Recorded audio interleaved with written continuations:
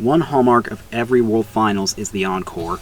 Except last year, for some reason, where at the end of the show, a stunt or performance is done to give the fans one final moment of excitement to close out the event. There have been plenty of notable highlights, mainly surrounding multi-truck spectacles, brand new stunts, and insane levels of destruction.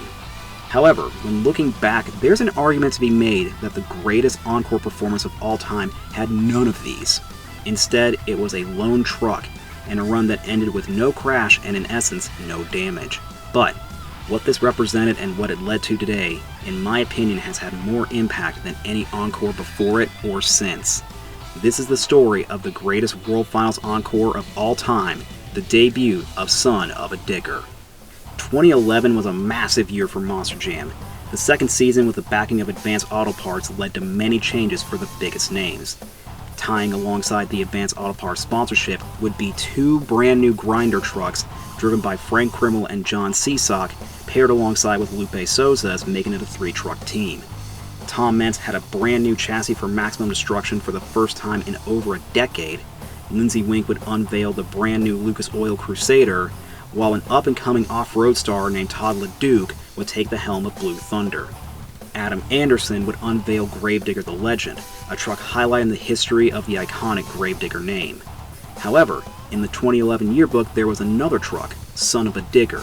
Ryan Anderson, Dennis's second eldest son, made his debut the previous year driving Monster Mutt and Spider-Man with relatively immediate success, even winning a stadium freestyle that year in similar fashion to how his brother Adam was out the gate.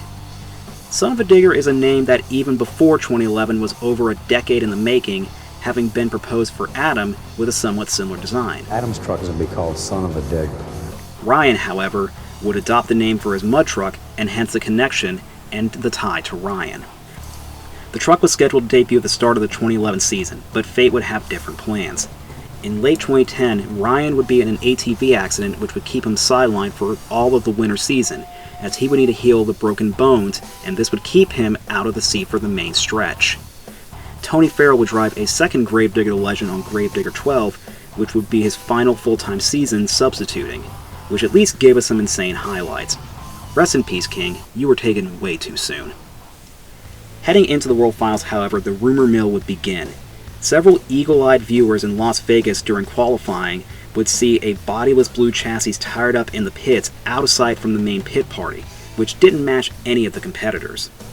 The event would come and go, with Tom Meents winning racing and Jim Kohler winning freestyle, extending their legendary resumes. The event would also be notable for several trucks attempting backflips, with Cam McQueen getting the best landed one in competition, which will be of note in just a bit.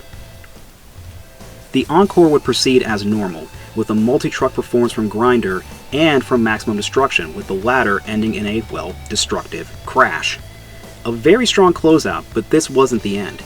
Let me paint you a picture. AC/DC's Hell's Bells start playing. A logo appears on the screen with the name Son of a Digger, and with insane speed, the truck comes to life in front of the public for the first time. Ryan was given free rein of the track, and he made the most of it. He would attack the course like a veteran of over 10 years, and include an insane backflip to close it out. Looking back now, this doesn't seem like much, but this was arguably the best executed backflip at the time. It would be rare to see a truck that high and land and then still keep going. This Encore would actually go viral, racking up millions of views, and it was arguably the most viral clip from the World Finals until Lee O'Donnell hit the front flip 6 years later. A discussion people levy is if Ryan's run was scored, would he have won freestyle? In my opinion, yeah, he probably would have. That's not any disrespect to Cam or Jim, but this at the time was basically a perfect run, given everything that the judges could possibly ask for. And this also showed, hey, maybe this kid can actually hang with his dad and his brother. An emotional Dennis would end up giving Ryan congratulations after seeing all the hard work, blood, sweat, and tears that him and his family poured in this truck, and seeing it finally pay off. Ryan Anderson was here, and he was here to stay. This began a new era that is still, even a decade on, 13 years on, as strong as ever. The fact is, this night and this run signified what may be one of the greatest legacies in the sport that still continues to this day. countless wins, multiple championships in basically everything, and hell, even inventing brand new moves that are hallmarks today. We very likely may not even have two-wheel skills if it wasn't for Ryan. There's an easy argument to be made that Ryan is one of the best drivers of all time, and for good reason. The symbiotic relationship between Ryan and his truck is something borderline unmatched. Son of a Digger 13 years on is still going strong as ever. As I'm writing this, Ryan is currently leading his stadium's point series over his brother Adam, and he is showing no signs of slowing down. While this performance wasn't the most destructive or orchestrated, what it represented for Moss Jam and the legacy of it would be insanely different had this night not happened and had it not gone well as it did. Ryan Anderson came out and showed that he could be one of the greats, and for over a decade now, week in and week out, he's been showing that consistently with insane flourish. But, with all that said, I've gone off track, and I'll see you all next time.